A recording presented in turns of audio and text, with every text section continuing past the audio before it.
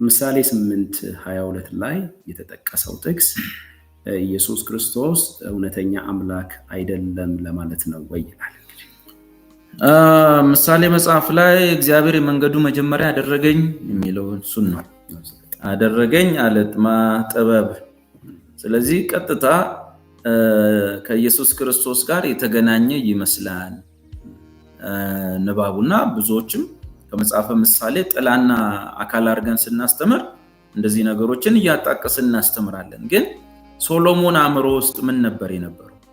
ያንን ምሳሌ የተናገረው ንጉስ ሶሎሞን ስለ ጥበብ የተናገረው ወይም በመጽሐፈ ምሳሌ ውስጥ ሲናገር የነበረው ጥበብ ፐርሰን ስለሆነ ጥበብ ነው? አካል ማንነት ስላለው ጥበብ ነው ማለት ስለ ኢየሱስ ክርስቶስ እያሰበ ነው ሶሎሞን ያወራው? ፈጽሞ አይደለም።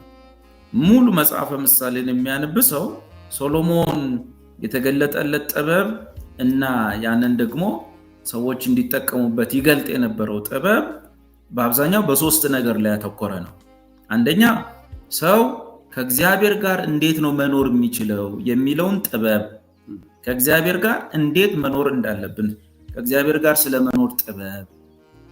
ሁለተኛው ደግሞ ሰው ከሰዎች ጋር እንዴት መኖር እንደሚገባው የሚያስተምር ጥበብ። ሶስተኛው ሰው ከራሱ ጋር እንዴት መኖር እንደሚገባው የሚናገር ባጭሩ የኑሮ ዘዴ ማለት ነው።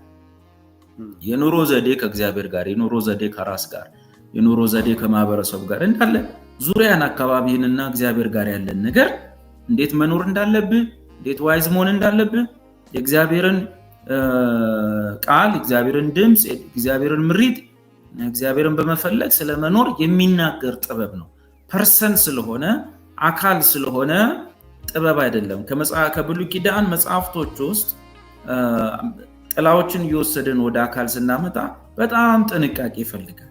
ለምሳሌ ብሉይ ኪዳን ታቦት ኢየሱስ ክርስቶስ እንደሆነ እናውቃለን። ግን ያ ታቦቱ ራሱ አራት ማዕዘኑ ሳጥን ግን ኢየሱስ ነው ካልክ ትሳሳታለህ። ራሱ ያዛ ሙሴ የቀረጸው መቅረዙ ራሱ ኢየሱስ ነው አይባል።